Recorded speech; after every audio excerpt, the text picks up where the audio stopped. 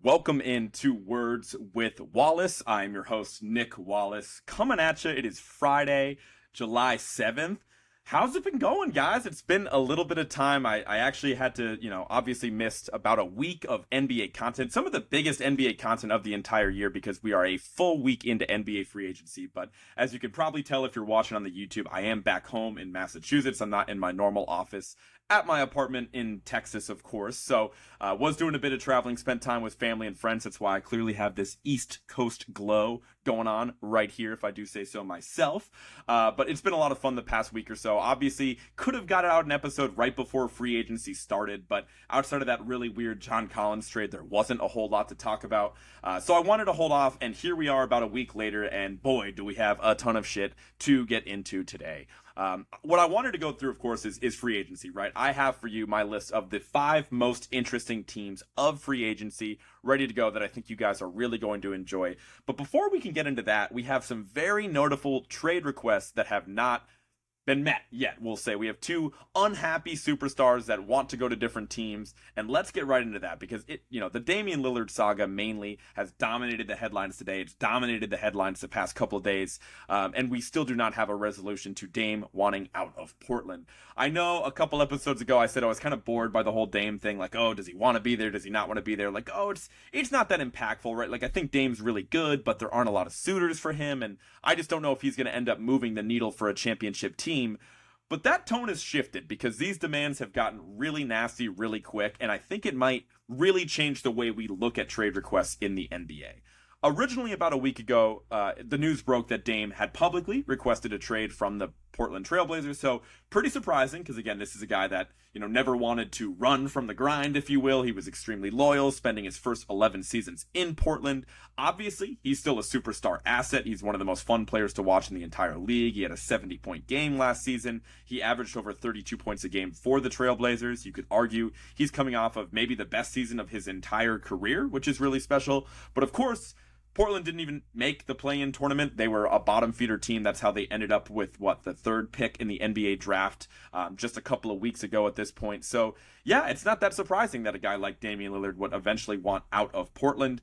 But here we are nonetheless. So I do think it's pretty interesting that not only did he request a trade from the Portland Trailblazers, but it has gotten to the point where he is demanding he gets sent to only the Miami Heat, of course, a team that just played in the NBA Finals. A guy like Dame could eventually help get them over the hump and make them a, of course, very real title contender. They already clearly are contending for a title with how close they came last season.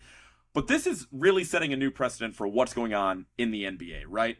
Normally, the player empower movement started with LeBron and the decision, and, once you hit free agency, you have the power to sign with any team you want, which kind of changed the landscape of the NBA. But things have progressed over the past decade or so to the point where players have maybe too much power because these trade requests and the, the threat of even holding out from playing any sort of basketball from your team if your trade request is not met has made things really nasty. And I think it's to the point where the league needs to step in because, it's one thing for a guy like Bradley Beal just a couple weeks ago who basically forced his way into Phoenix. He forced a trade into Phoenix, which makes a lot of sense, because he had at least negotiated a no-trade clause in his contract. So the team literally could not trade Bradley Beal without his permission. So if he wanted to get traded, he would have to approve it, right? And so he said he wanted to go to Phoenix. Washington's like, well, if we want to get rid of him, we have to, trade him to his team of choice. The deal gets done and he gets sent to Phoenix. That all makes sense. That's really just Washington's fault for being dumb enough to give Bradley Beal a no-trade clause in the first place, which we talked about last episode.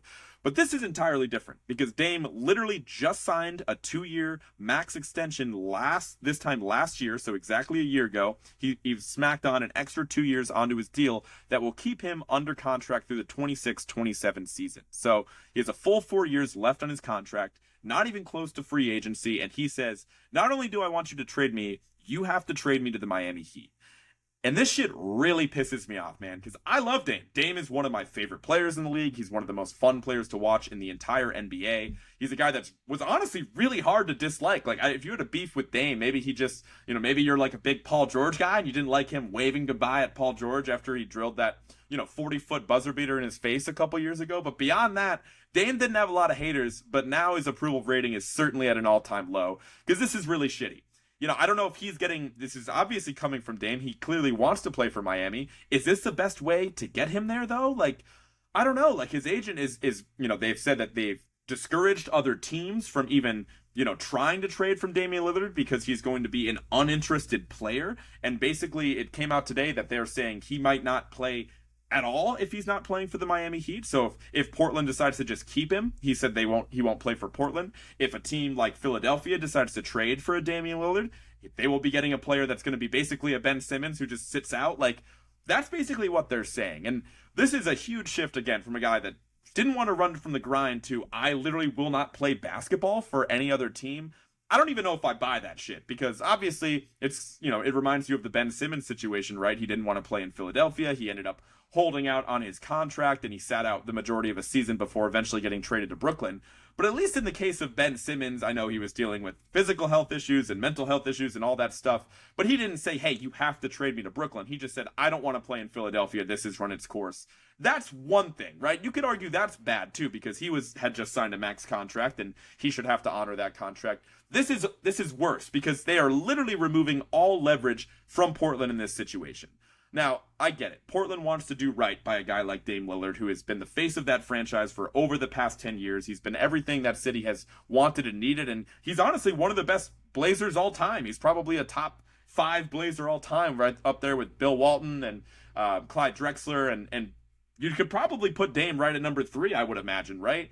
But that being said, that doesn't mean that they have to meet this request. If they have a guy like Damian Lillard, who again averaged over 32 points a game last season under contract, it should be the front office's job to be like, okay, understand that you're at a different point in your career. You want to contend for a championship. Doesn't look like we can do that here. They should try to meet that request, in my opinion. But they should also try to get as much for that asset as humanly possible. They should try to accumulate young talent. They should try to accumulate as much draft capital as possible. Dame is still a valuable asset, and him asking to go to Miami, ironically enough, a team that doesn't have a whole lot they can offer for Dame. Is it Tyler Hero and Kyle Lowry, and you smush those contracts together? Does that get the deal done? Because frankly, the draft capital that Miami can offer is never going to be that great. Miami's a freaking awesome team. They never bottom out. At best, you're going to be getting mid to late first round picks over the next couple years if you are able to recoup that draft capital. So that's not great for Portland either. It's really, really got their hands tied behind their back, and I do think it's to the point where the league should step in. There is no way that players should be able to completely ignore the contract. Like, they're making so much money. And that is what the market demands. It's because the league is such a money maker, such a powerhouse. I understand why the players make as much as they do. But the fact that these contracts might as well be written in crayon because these guys can just crumple them up and say, send me to Team X. I think that it's really important that the league is delicate with how they handle this, and I don't really exactly know what they can do to prevent Dame from having his way to go to Miami. Maybe if they can fine him or punish him for like, hey, you cannot physically tell these teams that you will not play for them. You cannot threaten to not play without having your contract voided either way, because this is not a precedent that we can allow. If we have guys saying, not only do you have to trade me with multiple years left in my contract, but I only want to go to this one team, that is going to be terrible for the league moving forward. So the Dame storyline that I was bored with a couple weeks ago, I am completely interested by because I think it's really fascinating to see how the league handles this. It's fascinating that Dame is so hellbent on getting to Miami. I don't know what. Of course, they're a great team and they have a fantastic coach. And obviously, Heat culture is a real thing, right? We just saw it firsthand with how they finished this last season, making it to the NBA Finals. But there are a lot of other teams that if they were to acquire a guy like Damian Lillard, that could contend for a title, right? If Philadelphia swaps out James Harden for Damian Lillard, maybe that gets him over the hump. Maybe Milwaukee looks to kind of retool and get a guy with a little bit more offensive firepower. I hope my Celtics don't make a trade for Damian Lillard, but you do a Jaylen Brown, Damian Lillard swap. Where does that get Boston? They'd be a contender. There are a lot of other destinations out there where Dame can contend for a championship. So the fact that he is being so stern with his request is really fascinating stuff. So that's kind of the headline, right? Dame's trying to run from the grind. He's trying to go to South Beach. He's trying to take his talents to Miami. It'd be really fascinating to see what and how this storyline plays out. So let's move on. Dame was not the only player that requested a trade within the last week or so. And I have, of course, talking about the James Harden trade request volume 3. Yes, that is right. That is the third time in James Harden's career that he has requested a trade. and he just kind of stabbed his guy Daryl Morey in the back for the second time. Let's kind of run through it, right? Of course, what I'm talking about, he bullied his way out of Houston. Daryl Morey was the president of basketball operations and essentially the general manager of the Houston Rockets, during Harden's tenure there. He, basically puts on a fat suit, right? He looks totally disinterested, bullies his way to get to Brooklyn, lasts about a season in Brooklyn, and then the Kyrie stuff starts to go south, asks for a trade from Brooklyn, ends up in Philadelphia, and he basically a week ago opted in to his player option for this upcoming season and then requested a trade. So it is pretty interesting to see that he did decide to go the opt-in, then request a trade route, kind of along the same lines as Dame, that like, hey, let me get my money first, and then I will figure out what team I want to play for. That's kind of been the way the league has been trending with this player empowerment movement and whatnot. And Harden was like, let's do it. Let's do this one more time, right? Basically, I think if he, were to sign a free agent contract, the market for James Harden isn't what he hoped it would be at this point in time. It seems like the market was probably a little bit low, certainly than him and his agents had hoped. So that's probably why he decided to opt in, take his money for this season, bet on himself, and request a trade. Now, Harden has made it clear that his intentions are to play for the Los Angeles Clippers. I find that pretty funny. A guy that's basically been a walking terrible vibe over the last couple seasons requests to go to the Clippers that have been essentially cursed and have two superstar players that, when healthy, are super talented, but then normally cannot even get onto the court. So I think that that's pretty funny. I don't know, man. I think it's just, it puts Philadelphia in a pretty tough spot. Obviously, they're going to have a completely different roster next season. They're going to have a different coaching staff. I believe Nick Nurse is over there in Philadelphia now. And now they're going to be without their co-star for Joel Embiid. It'll be interesting to see that if Philadelphia at this point in time, could care less about Harden's trade request unless he goes, really tries to damage his value and discourage any other team from trading for him. That's not the Clippers, just like Dame's doing. Maybe they'll just kind of copy each other in that regard. But if I'm Philadelphia, I'm just trying to get as much possible assets for James Harden. Maybe you just try to break him up into a couple young role players that can kind of step in, and you can kind of build around Joel Embiid and then have hope that Tyrese Maxey kind of takes that next leap. But Philadelphia kind of has their hands tied as well. They're not as bad of a situation as Portland is with the whole trade request thing, but it is always funny that, James Harden, he has his guy Daryl Morey there. He decides to screw him over one last time. And if you are one of those teams that might be interested in a guy like James Harden, like obviously he's still playing at a borderline all-star level. You could argue that he had the best playoff game of his entire career in Game 1 against the Celtics just a couple months ago. So he does have value, but like, who's to say he won't do this a fourth time? If this trade request is met, right? Like, the guy's never happy. I don't know if he's chasing, just purely money, if he is interested in trying to contend for a championship, because he's never really come that close. But it is interesting to see how this is going to play out in Philly. So, of course, we had to start with the two unhappy superstar and trade request storylines that have been dominating the headlines. But let's move on to free agency. So what I put together for you guys today is a list of what I think are the 5 most interesting teams of NBA free agency. So we've had a million signings. It's really not worth your time or my time for me to read through all the deals that took place. But I did kind of narrow down 5 teams that, let's kind of go through the moves that they've made over the past couple weeks. Look at it in totality, look at what the finances look like, and kind of why I'm so interested in these teams. So here I am yet again talking about the Dallas Mavericks. So let's just kind of go through the transactions first. They signed Seth Curry to a 2-year, $9 million contract. They re-signed Dante Exum, just kind of a bottom of the roster player at this point in his career. Of course, they acquired Rashawn Holmes in that draft night trade with the Kings. They re-signed Kyrie Irving to a 3-year, $126 million contract.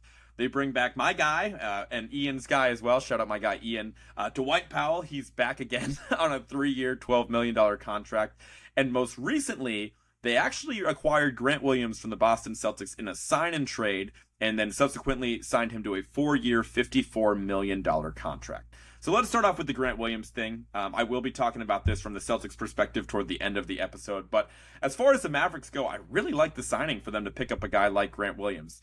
Boston was only able to recoup a couple of second-round picks in return because, again, this was a sign-and-trade. Grant was a free agent. He could have just outright signed with Dallas, but to make some of the finances work out a little bit more and give Boston some sort of compensation, at least they got a couple of second-round picks. But Grant Williams, I think, immediately steps into that team and plays an important role as a 3-and-D option, as a guy that can provide some positional flexibility if they want to go small. He can obviously guard bigger defenders as well, and he's a really solid 3-point shooter. I would expect him to actually start for the Mavericks as well. Of course, I think the headline of that group is them obviously re-signing Kyrie Irving, but the question I would ask is at what cost? That is a massive contract for Kyrie Irving. It's not really worth getting into just how unreliable he's been over the past really 5 or so years at this point in time. But for 3 years and 126 million, my question for Dallas is, who are you competing with at that point, right? Like, yes, I have to give them credit because I do think that this contract is better than having Kyrie go sign with any other team. Because then again, like I've been talking about for months on this podcast, I didn't like the deal that they made where they traded Dorian Finney-Smith, Spencer Dinwiddie, and a future first-round pick because you're trading for the most unreliable guy in the NBA, essentially. I know he's super talented, but he's super unreliable. You're really trying to just keep Luka happy and put guys around him that are reliable that you want to go to battle with. I don't think Kyrie is one of those guys. And I think that you're taking a massive risk because he's so unpredictable. You don't know if you're actually going to be able to re-sign him over, at the end of this upcoming season. And so you could end up losing that asset and basically punting Finney-Smith, Dinwiddie, and a first-round pick away for nothing that you have on your roster within a couple months. So it was really important that Dallas maintained Kyrie Irving. They were able to do that. But I do just think it's funny because what other team was going to pay Kyrie even close to that much money? We could pretend that Kyrie's weird and he's unpredictable and, we don't know exactly what wets his whistle, if you will, right? He's all high and mighty. He's a spiritual guy, whatever. But he's about his paper. Just like every other player in the NBA, he's not going to turn down a shitload of money to play for a team and play for an organization that makes him happier. That's just not what's going to happen. That's originally why he asked out of Brooklyn last season, right? He wanted an extension in the middle of last season. Brooklyn was like, hell no, we're not going to give that to you. Or I think that they actually did make him an offer, but they put in some clauses about him having to play in a certain number of the games to get his compensation, which is super reasonable. And I would probably do the same if I was the front office and Kyrie wasn't having that. He wanted it guaranteed. So he asked out of there. So it is funny that there was a storyline about a week ago as well that Kyrie, wanted to meet with the Suns and he was interested in joining Kevin Durant in Phoenix. But it's like, what? You're going to get a $10 million a year contract from Phoenix at most? Like, Phoenix is so tapped financially. I believe they're going to be up against that second apron in short order if they're not already. They don't have the money to pay for a guy like Kyrie Irving. So I literally laughed when I saw that storyline was picking up traction because I'm like, he's not taking a mid-level exception to play with his guys. Like, as much as he can say he wants to compete for a championship and play alongside his buddy Kevin Durant again, which is interesting that they would even want to play each other with how it ended in Brooklyn, he's not going to do something like that. So, yes, Dallas, you kept Kyrie Irving, but you did overpay him. You just have to hope that because he has his money, maybe you're from the school of thought that it'd be more likely that he doesn't screw you over in the end. But as we know, it's a dice roll with Kyrie, but at least you were able to keep him. I think what I'm most excited about with the list of transactions is the first thing that I said, the Seth Curry 2 years for $9 million. That is an absolute steal for a guy like Seth Curry. Of course, he's had a previous tenure with the Mavericks where he was pretty solid. I think his being a movement shooter, being a guy to knock down open shots at a really high rate, obviously it's going to be tricky to play him alongside a guy like Kyrie Irving and Luka Doncic because, who the hell is going to guard anybody on the perimeter? But as far as an offensive threat and a guy that can provide an immediate spark off the bench, I love the Seth Curry signing. Would have loved to see my Celtics pick up a guy like that. But yeah, again, in totality, they signed Seth Curry, they signed Dante X and Rashawn Holmes for the bottom of the roster, re-signed Dwight Powell, sign and trade for Grant Williams, and they signed Kyrie Irving. Overall, outside of the Kyrie overplay, I still really like what Dallas has done this offseason. And then again, you have to remember they took Derek Lively, the center out of Duke, with the 12th pick in the draft. They got Olivier Maxence Prosper with pick in the mid-20s from that trade with the Kings. They're going to have a lot of young talent on this team now with those two rookies coming in. And just in general, this team looks so much better than it did last season. Like, they had dudes like Reggie Bullock playing 30 minutes a game. Now, obviously, you'd like to see them still pick up one more center in case Lively isn't ready to play right away. Because, again, Dwight Powell's terrible. You don't need to hear me say that 100th time on this podcast. But just in general, man, I'm not saying Dallas is necessarily going to contend for a championship next season. I don't know if they're on that level. But as much as I am a bit of a Mavericks hater at this point in my life, it is not because of the way I feel about Luka Doncic. Luka is so talented. I think he's comfortably a top 3 player in the entire world. I think he's the only guy you can even put on the same tier of guys like Jokic and Giannis at this point in time. I think he really is that special. So him just having like serviceable talent around him and a couple guys that can defend, the rookie they got in Omax is supposed to be a really good perimeter defender. We know Grant Williams defends at a really high level, right?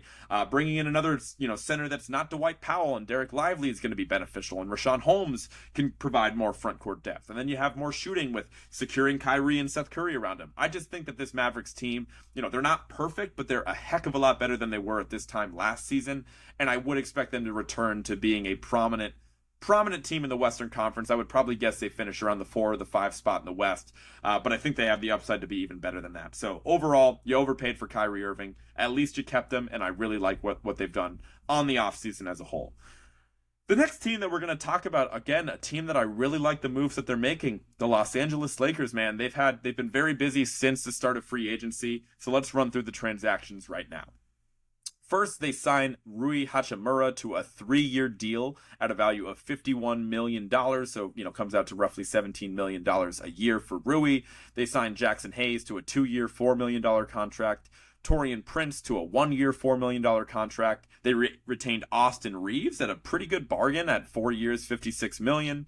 Cam Reddish, they brought in for a bottom of the bench guy, 2 years, $4 million. They re-signed D'Angelo Russell for 2 years, $37 million. And of course, they signed Gabe Vincent to a 3-year, $33 million contract. Let's start with at the top with Rui. I don't necessarily love the amount that they signed Rui Hachimura for. It's crazy how much his value increased just throughout the playoffs, right? They acquired Rui for a couple second-round picks at the trade deadline, ended up being a massive part of their playoff rotation. Basically Vanderbilt didn't play whatsoever against the Nuggets and the round before that as well, and Rui kind of stepped in and was a really fantastic shooter against the Grizzlies as he was against the Nuggets. Just somebody at his size, basically being 6'9" to knock down shots at the level that he did during the postseason. He earned himself a pretty big contract. I don't know if he'll end up living up to that, but the nice thing is he is a good offensive complement to Jared Vanderbilt, who they still have under contract. Vanderbilt, obviously a really, unique positional defender, can guard basically 1 through 5 on the court, and if he's not being able to knock down his shots and teams are forcing Jared Vanderbilt to shoot, they have the ability to sub in Rui Hachimura to provide that size. You're not losing a lot of size or rebounding, but you are gaining a lot of offensive firepower in that. Jackson Hayes, he's really just a guy to eat up minutes at the center position, but he is young, he is athletic, he can step in and hopefully take some of the burden off Anthony Davis during the regular season. Getting Taurean Prince for $4 million on a 1-year contract is an absolute steal. That's just kind of the tax that you get that guys want to play with LeBron. They want to live in Los Angeles. They want to play for the Lakers. I don't think he's that cheap anywhere else, so that's kind of the Lakers leveraging how much people want to play there. But a really, really great pickup for a wing off the bench that can immediately play real minutes for the Lakers. Love the Taurean Prince signing. The Austin Reeves thing is pretty interesting, right? He was a restricted free agent, essentially, right? So, if any team wanted to sign him to a large contract, the Lakers would have the opportunity to match that and be able to retain Austin Reeves no matter what. Didn't sound like Austin Reeves got any offers on the free agent market whatsoever. He had the opportunity to basically make double what he ended up making. Again, he's on a 4-year, $56 million contract. I think that could have been a $96 million contract if he was offered the max based on, his current contract. So I think it's pretty interesting that no team just tried to screw over the Lakers, like a team like the Spurs steps in and offers him a contract just to make the Lakers have to pay him a little bit more, or the Pistons or whatever.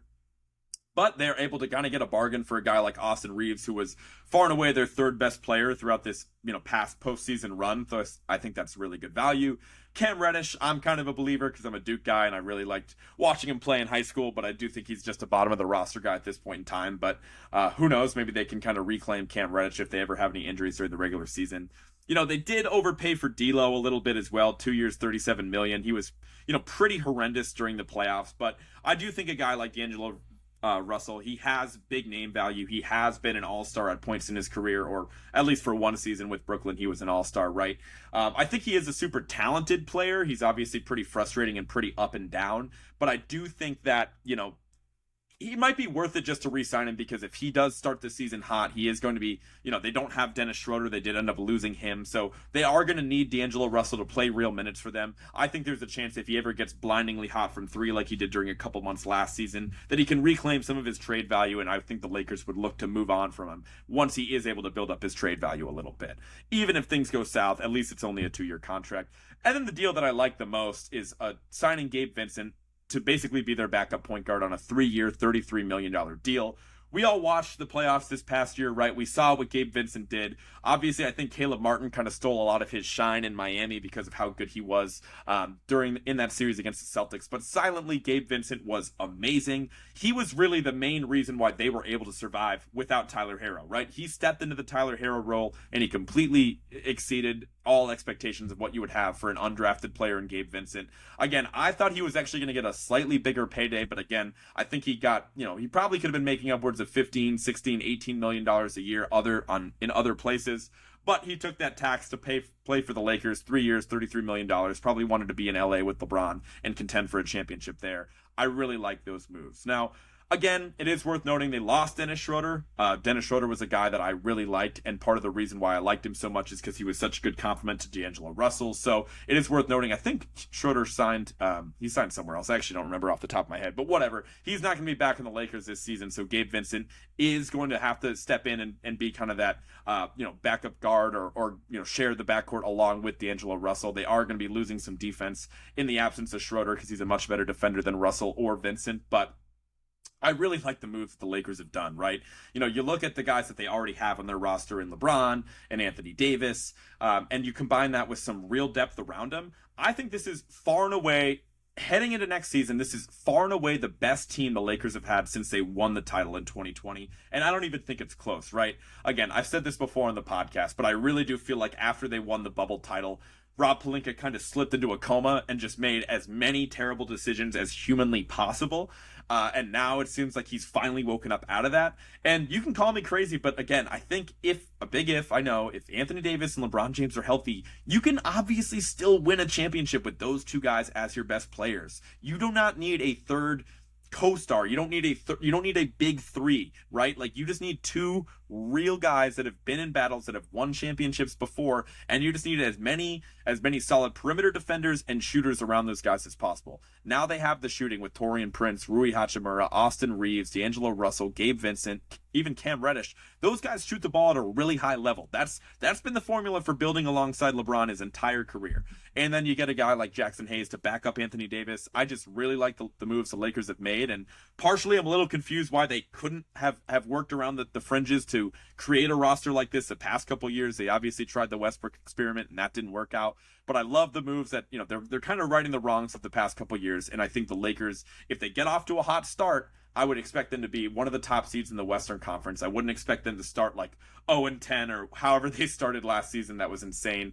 And I think they're going to be a really big contender in the Western Conference right from the gate.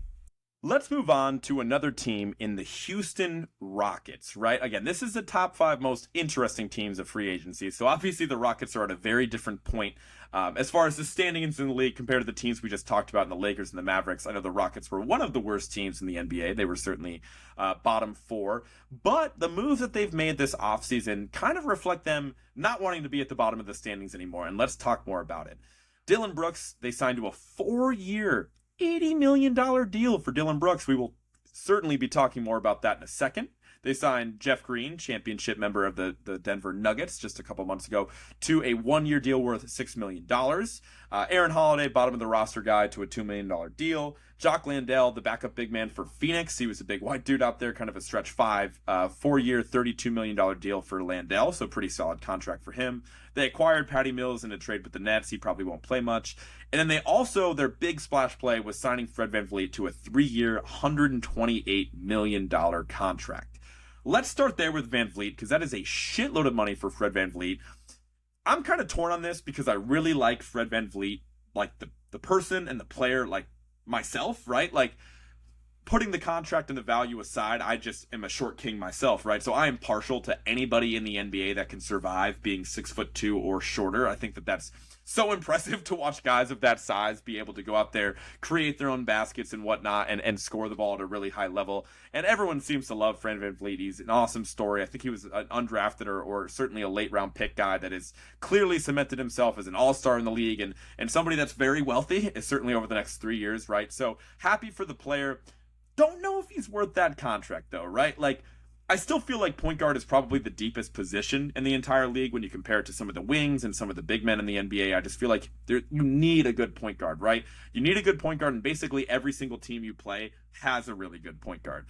If I were to look at all the best point guards in the NBA, I feel like Fred VanVleet might be closer to 20 than he is at 10. I feel like he's more of that middle class than he is, that upper no-brainer all-star type. Like, again, he's really short, so it is tough for a guy his size to be able to play. He's a scrappy defender, he's a tough defender, whatever, he can guard smaller guys.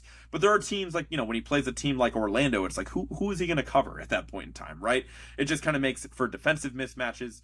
That being said, he is a guy that won a championship in 2019, right? Obviously, him and Kyle Lowry holding down that backcourt. I really like the player.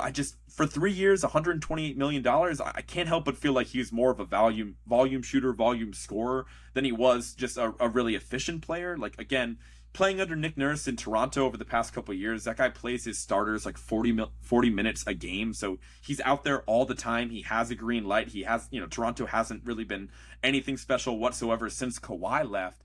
I just don't know what signing Fred VanVleet does, how that elevates the ceiling of your team. I think it raises the floor a little bit. Obviously, they're not contending for a championship yet, and I think mainly the theme of what the names I just read is getting some adults in the room. Don't necessarily love the value for Fred VanVleet, but I still like the player. Be interesting to see how it works out there in Houston. The Dillon Brooks one is funny, man. $20 million for 4 years is a lot higher than what I would expect for Dillon Brooks, just based on, again, his market probably, overcorrected too far south right after the Grizzlies lost, because everybody hates the guy. Obviously, all the douchey shit he said about LeBron, and then he wouldn't show up to the press conferences, and then Memphis immediately announced that they were not re-signing him, that the second the season ended, kind of painting him as a scapegoat, right? So I thought that was pretty funny that, obviously he was going to sign to another team, but $20 million for Dillon Brooks is a lot. I know he provides that, like, identity, right? Like, okay, he could be a culture setter. Obviously, Ime Udoka is the new coach of the Rockets. He provides defense. He is certainly a tough guy himself. I think it's important to have a culture setter and it's somebody that takes pride in defense in Dillon Brooks.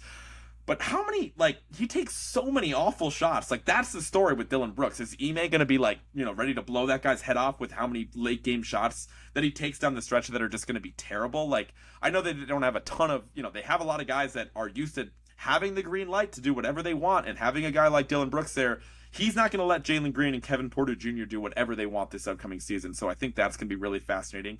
Again, the Jeff Green signing, it's important to get championship pedigree in your locker room. So I think that's interesting. But just in general, man, it seems like the Rockets are tired of being in the bottom of the barrel. They're like, hey, I know we have all these young players. They have Jalen Green. They have Kevin Porter Jr. They have Jabari Smith. They have Tari Eason, right?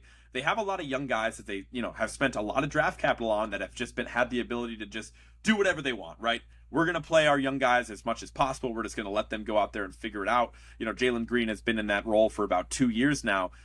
I mainly talk about Jalen Green because he's been kind of the face of the team over the past 2 years. But again, that's not the case anymore. Like, if those guys aren't producing, they're not going to play. Like, they paid Fred VanVleet a shitload of money. He's going to be out there. They paid Dillon Brooks a lot of money. He's going to be out there. Even Jock Landale, that's a solid contract, right? Şengün, too, who I should mention, is a young guy I really like there. So, it seems like they're trying to build it up and figure it out in Houston, right? There's going to be guys that are young that fall out of the rotation entirely, right? Like, is Kevin Porter Jr., if he's not, step in and really share the ball and do the things that Ime wants him to do, there's not going to be even any minutes for him whatsoever. So, I think this could eventually kind of reduce some of the trade value of some of their younger guys that might be inflated because their stats look good because of how many minutes they played. But we're going to see the stats of the young guys in that team decrease, and we are going to see the win total rise a little bit too. And, again, I think that my fear for the Rockets is this would kind of put them, closer to like the purgatory zone than it would the ascending team zone, right? Like, it is important to have veterans on the team, but like, if you're paying all this money to, you're paying star money to guys that aren't stars, on a team that doesn't have a ton of young talent, not that doesn't make a lot of money, I think that might put them in a tough spot. But I do respect them being like, look, we've basically been a daycare for the past couple years, and now we're getting some adults in the room, and we're gonna try to see how quickly we can turn into a solid team in the NBA. So Houston is definitely trying to take a step in a different direction this upcoming season. Moving on, we have to talk about, again, one of the other teams at the top in the Phoenix Suns, right? I know we talked about the Suns a lot last episode when we went through the Bradley Beal trade, so it's not worth getting into all that again. But they were able to work around the margins, right? These guys are totally at the salary cap. If there's any team in the league that has, they certainly have to have the highest payroll in the entire NBA at this point in time, right? And so it's pretty interesting to see how they've been able to work around the margins here to fill out the rest of this roster. They signed, I'll just kind of go through the list here. Keita Bates-Diop, he's a bottom of the roster guy to a 2-year deal. Drew Eubanks to a 2-year deal. He was over in Portland. Eric Gordon is a very notable signing. Of course, he was in the Clippers for a while there, and he was on the Rockets for the past couple years, ended up playing on the Clippers toward the end of last season, to a 2-year, $6 million contract to Aaron Gordon, so that's really impressive. They were able to maintain and re-sign Damian Lee. They signed Metu, the backup big man for the Kings, who was really solid for the Kings last season. They re-signed Josh Okogie for a 2-year deal. Of course, their defensive stopper, if you will, and a guy that was in their oftentimes in their 5-man closing lineup toward the end of last season. And then they signed Yuta Wannabe, the shooter from the Brooklyn Nets, who actually was on fire to start last season for the Nets, and has some solid size, basically at 6'8" as well. So I think it's pretty interesting to note that basically all those guys were signed to basically, I think Aaron Gordon made the most money at a 2-year, $6 million contract, and everybody else was basically making, $2 million a year. So they worked around the margins, but I do think that they got some real talent. Mainly the ones I'm most excited about, of course, Eric Gordon. That guy can still shoot and score the ball at a really high level. People really weren't talking about him because he was just wasting away as like literally the lone adult in the room in Houston over the past couple seasons. But again, I think I'm pretty surprised that, a team couldn't have paid Eric Gordon at least a little bit more money than 2 years, $6 million, but maybe he just wanted to go there and contend for a title after, again, wasting all those years of his career, just on terrible teams in Houston. He wanted to contend for a championship, so that's a great pickup for them.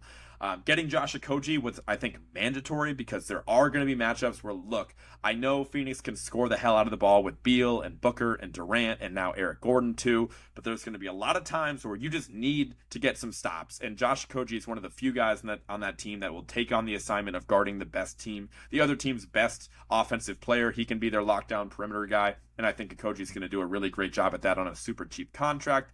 And then they just bring in more shooting in Yuta. I think he'll be really solid for them as well. Again, I think it's just really crafty work by them. Obviously, Phoenix is somewhat of a desirable location to play in. It's a pretty popular city. It's a growing market. The new owner is obviously willing to spend, and they are trying to compete for a championship.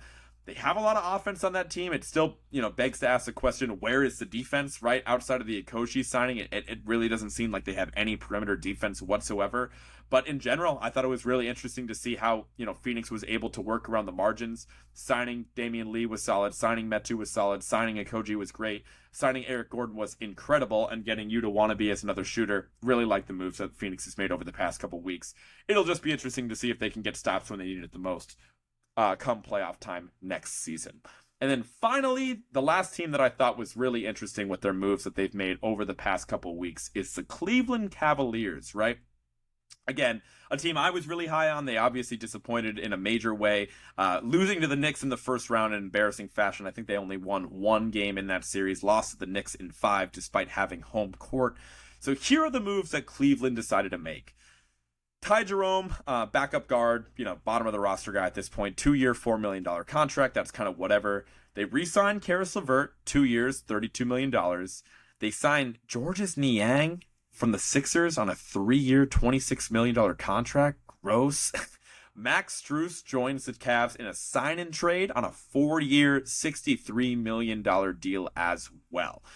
So this is what the Cavs' problem was, right? It basically looked like Allen and Mobley playing alongside each other in that series against the Knicks looked terrible, right? Because obviously they have a really talented offensive backcourt in Donovan Mitchell and Darius Garland. Those two guys, there's not a lot of I know Mitchell was really bad against the Knicks, but there's still not a lot of question that those guys are special talents, can score the ball. But they basically had two guys on the court at all times that couldn't get a rebound over Mitchell Robinson, for one, and they also just had no real offensive game whatsoever come playoff time in Mobley and Allen, right? I thought that, that was still going to be their core four guys, right? That was going to be the lineup. And then their fifth guy would be somebody that could just play the wing position, defend on the perimeter, and knock down open shots, and then they'd be golden.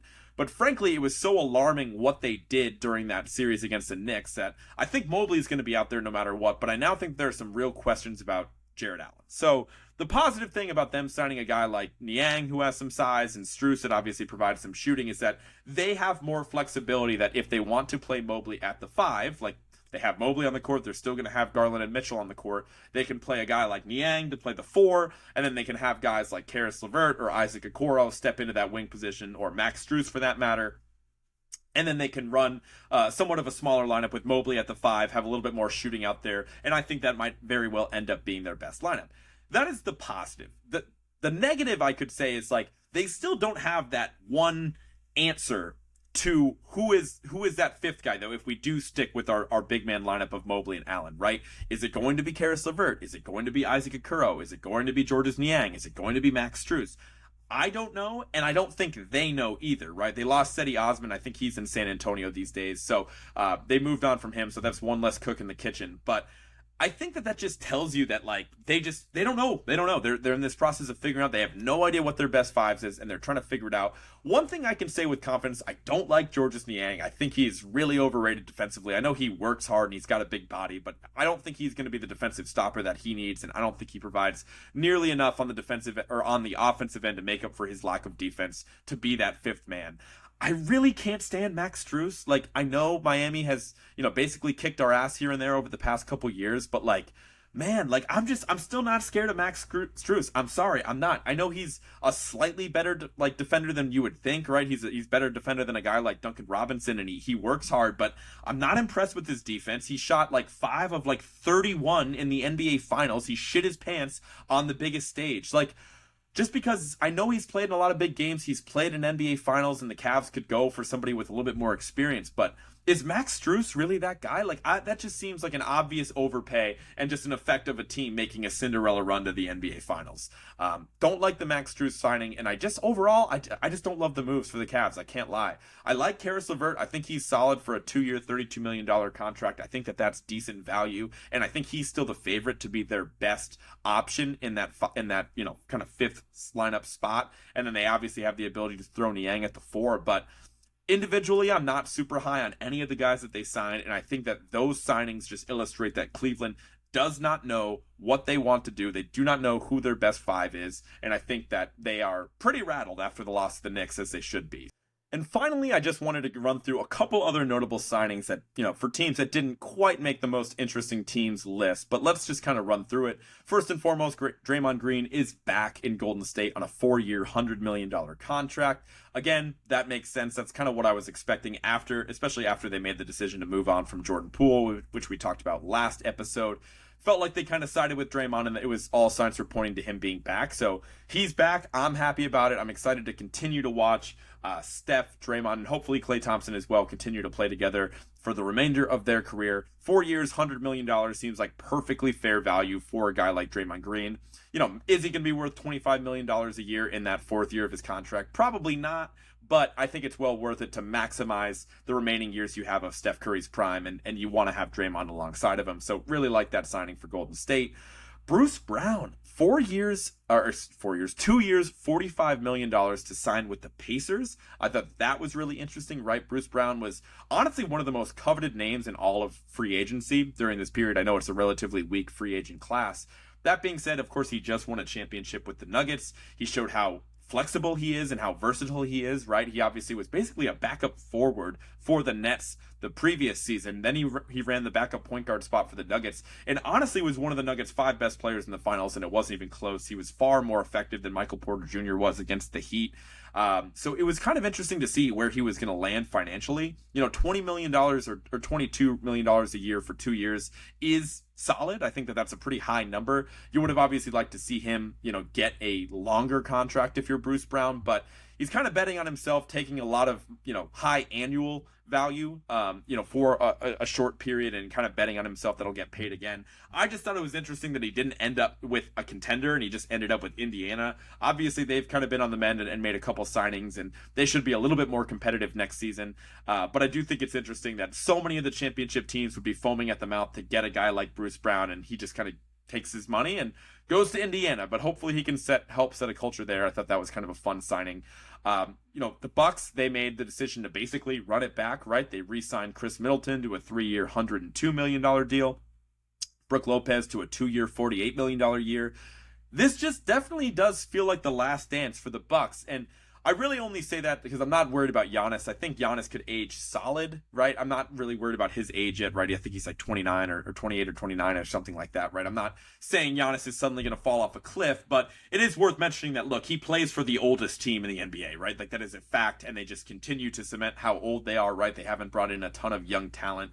But I do think it makes sense, right? You got a guy like Giannis, you want to maximize his prime. You don't, if you are going to move on from a guy like Chris Middleton or Brook Lopez, like, if you, sign them and then trade them, like, those guys only have value to other contenders, right? So you'd have to, negotiate a trade to trade with another contender, which always makes it trickier rather than having a contending team, trading with a younger team that's just trying to rebuild, right?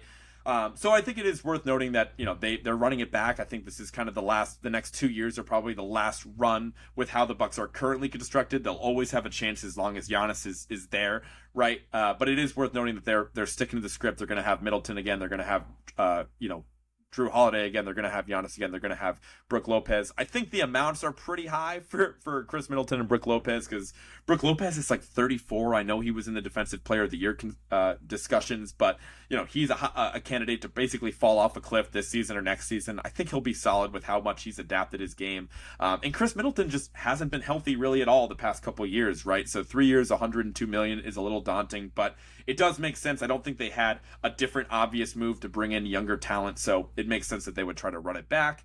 And then finally, we have a string of max contract extensions to talk about. Anthony Edwards, LaMelo Ball, Tyrese Halliburton, and Desmond Bane all received maximum rookie contract extensions, right? I think Anthony Edwards, I think that's a no-brainer, right? I think that's the most obvious one of the group. Tyrese Halliburton, all-star this past year. I think that makes a lot of sense, especially for a team in Indiana.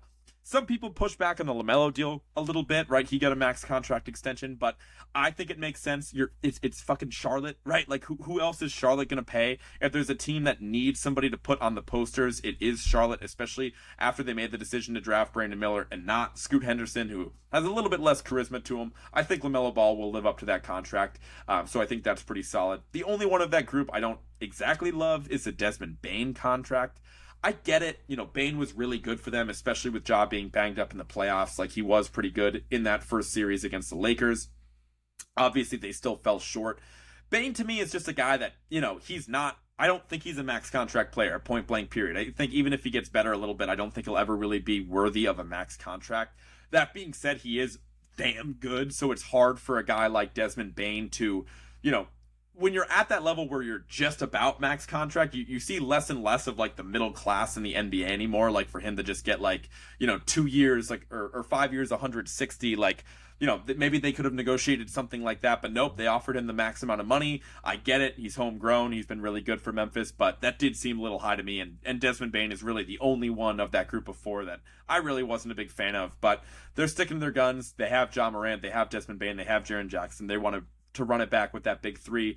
We'll see how that ends up playing out for Memphis. Of course, before I let you guys get out of here, it would be pretty criminal if I didn't give you one parting, segment on Celtics talk, right?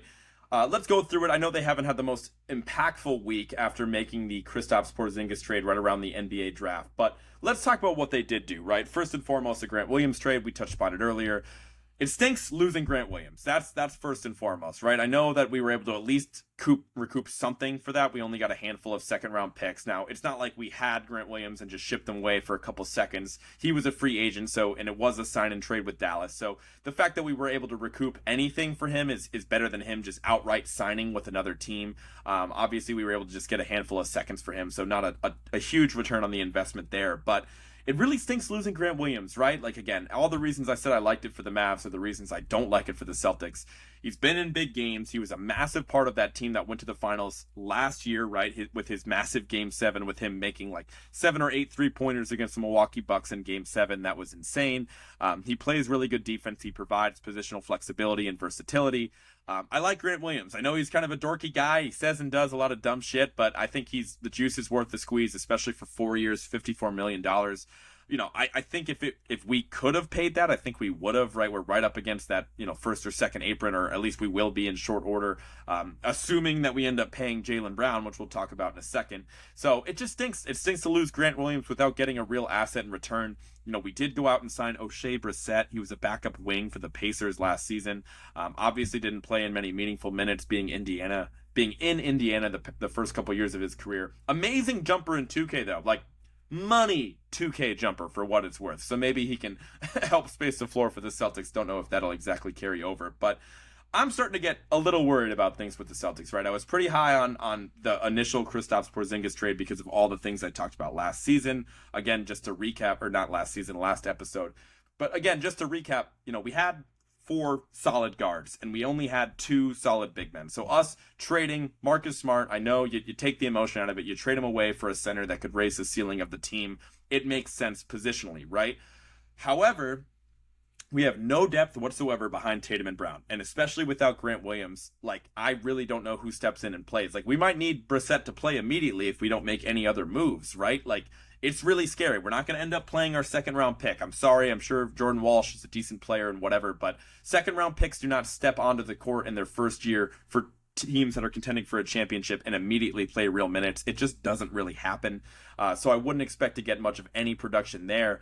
But the main reason I'm so nervous is it's July 7th, and we have not gotten any news whatsoever about a Jaylen Brown extension.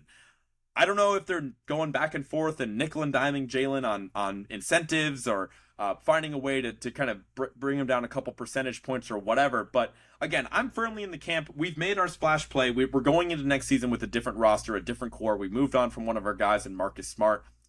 I don't think we should get cute with Jaylen Brown. Even the fact that we haven't offered him the contract within the first week of free agency could come back to bite us in the ass in the era of player empowerment movement that we are.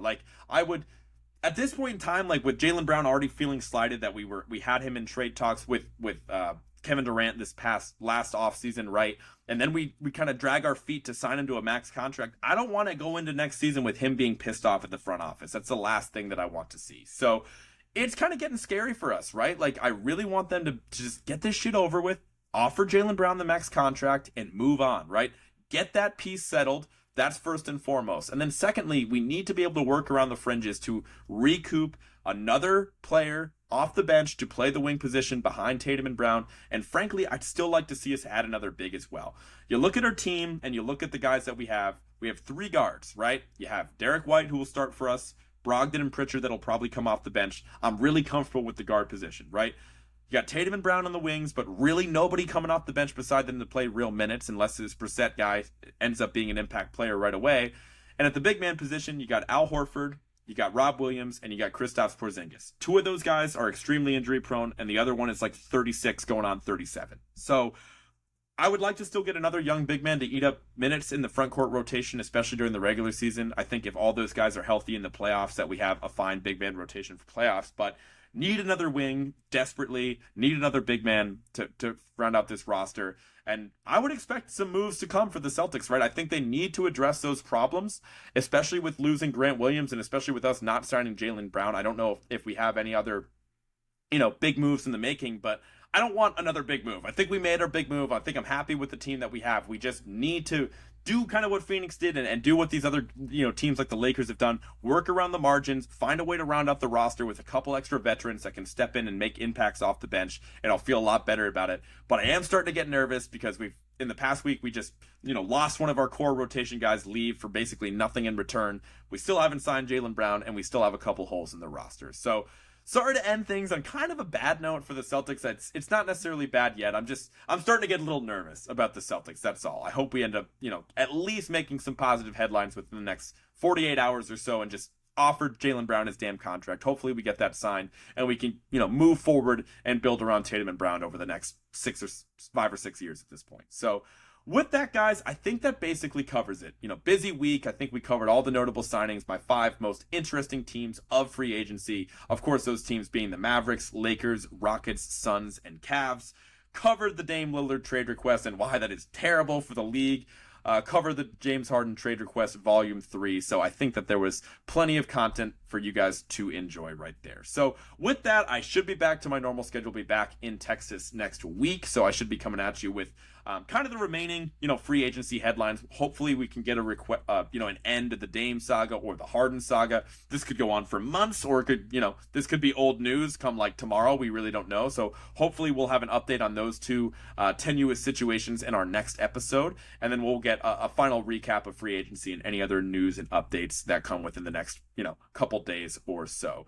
So with that, before I let you guys get up out of here, be sure to follow @WordsWithWallace on everything: Spotify, Apple Music, wherever you get your podcasts, YouTube, Facebook, Twitter, Instagram, all that. Be sure to follow, rate, and review the show. At least download the episodes. That does a lot of good stuff for me as far as my analytics go and whatnot. And I will talk to you guys next week. Peace.